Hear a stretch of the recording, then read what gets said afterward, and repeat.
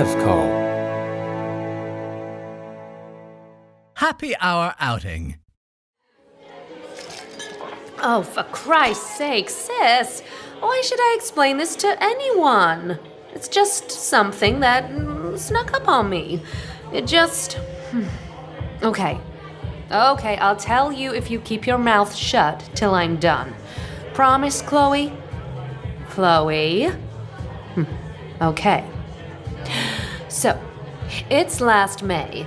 I've been shopping and it's hot, so I think I'll just have something cold to drink, and before I know it, I'm sitting at the Prince and Pops. Yeah, all alone. I sip my tea and tea. Yeah, I like gin, Chloe. Do you want to hear this or not? So, I'm sipping my tea and tea and I see him. He's just one table away, and somebody's told him that drinking martinis and filling the air with the effluvium of burning leaves is the ticket to a woman's bed, for that is certainly his goal. I know it, and the perky little creature with the big eyes sitting across from him knows it.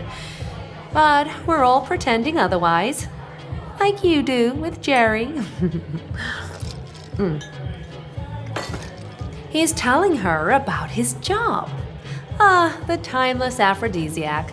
A proud man acting modest about his accomplishments. He's in computers. Don't ask me how, just something about computers.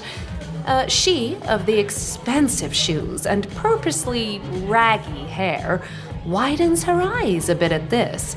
You know, like Mom used to when she'd hear the word attorney or doctor. And look where that got us.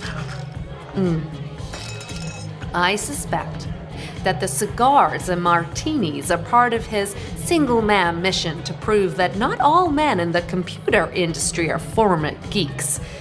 But he's not fooling me. Oh no, those bleached teeth have seen braces.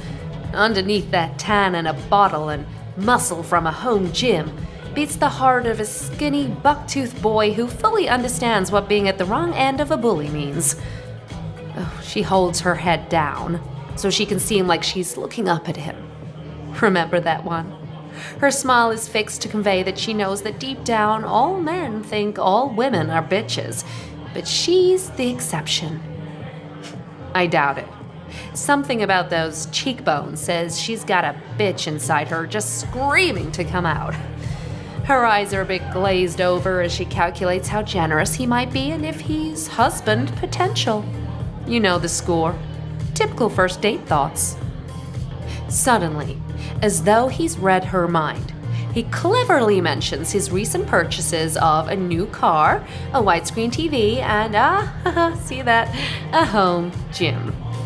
I figure we have about 15 minutes before he starts confiding in her that all the women he dates turn out to be money grabbers just out for security and never really see him. Oh, she's heard it before. She'll know what to do. He's definitely shopping. And she's for sale. And she's got no interest in who this man really is. She's dated him under other names plenty of times. Oh, I'm suddenly struck by a moment of pity for him. Then I see him staring at her breasts and remember myself. What the hell? Quid pro quo, I figure. And wham! All comes clear. This is just the ancient dance of courtship. This might as well be in a big circle out of the African savannah. Him all feathered up, penis gourd in place, with a big old grin on. His face, not the gourd. She's watching him and not all the time undulating her body, which is, of course, clad only in a skirt. The rest of us chanting and pounding sticks suggestively against the hardened, rain-starved earth. I'm feeling very anthropological at this point, and we anthropologi have rules. We can't interfere with the natives' rituals. We can only observe. So, I sip my TNT and observe. Observe, observe, observe.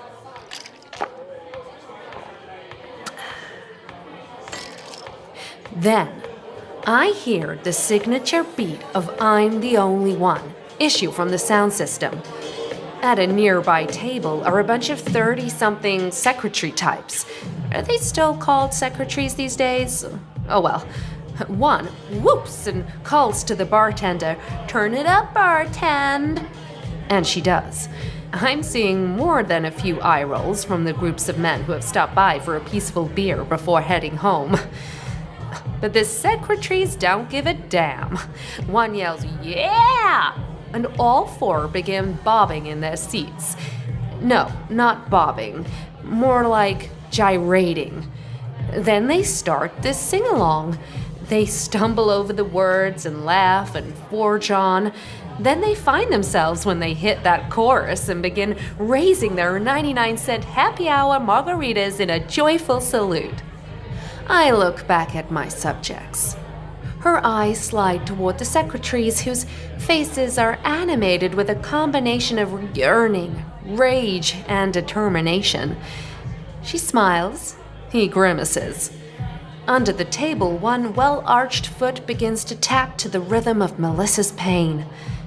The tap begins to affect her leg, then moves up until her pelvis is performing mini thrusts right there on the red leatherette banquette. She's still staring intently into the computer guy's eyes, but she's torn. Should she simply check out a moment and be one with Melissa? Or should she focus fully on computer guy's self-aggrandizement? Her mask begins to drop. That carefully composed, symmetrical, sweetheart face wakes up. I see that her smile is crooked, and her tiny incisors are pointed, and that she has little laugh lines around her eyes.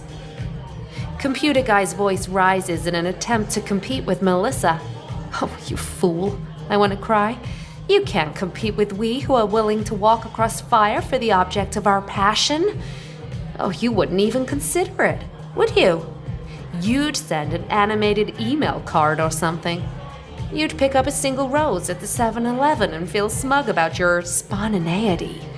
A big gesture would be taking her out for dinner to celebrate your promotion. Oh, baby, why are you up for sale to a man who drinks extra dry martinis? Doesn't that strike you as metaphorical? Those petal-like pointy incisors were made to nibble flesh. You want passion. You want a wild ride. You know life is short. He isn't for you. Not for long. He couldn't even think words like Melissa is singing. If a broad sang a song like that to me, let alone wrote a song like that for me, I know I'd follow her anywhere. You too, hon. Yeah, you too. And suddenly, I want you. You little raggy hair bitch. To hell with the prime directive of anthropological observation. I'm getting out of this chair and tearing off my shirt. I'm gonna walk over there and beat my chest and challenge Mr. Software to a game of grunt and bash, mano mano. Then, when I've cleared my territory, I'm gonna pick you up in my arms and carry you out of this bar like an officer and a gentlewoman. 'Cause someone's in need of saving, and I want to do the saving.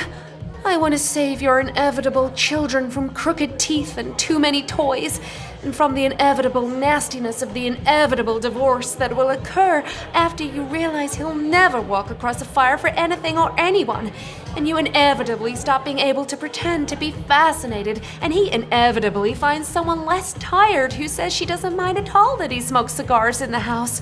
Oh, I want to exploit that crooked little smile and feel those tiny teeth and watch that body dance naked to Melissa and cheer you on as you thrust that wondrous pelvis and wail, "It's only fear that makes you run."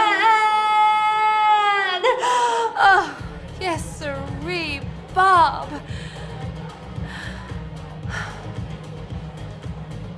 But the music's over. The secretaries cheer and high-five each other. The boys with their beers roll their eyes again and head for the free snacks. The computer guy flashes gestures of another round. Raggy hair slips down in her seat just a bit, Her face once again an almost perfectly symmetrical mask. The moment's over. Done. Finis. They are now safe. But me, I now have to live with my epiphanic moment. I now must wrestle with the long dormant fantasies Melissa has awakened in me. And suddenly, just like that, everything makes sense. Yeah, it was a nasty divorce. He says I'm destroying our child's life before she has a chance at normalcy, and keeps calling all our friends to whine about my betrayal and depravity. And that's the story. What's the matter? What did you think? This was all a temporary aberration brought on by a severe case of suburban stress syndrome that could be cured by a good dose of Wellbutrin. You really need to grow up, sis. Oh, just relax and drink your damn drink, Chloe. Here's to Melissa. What the hell ever happened to her anyway?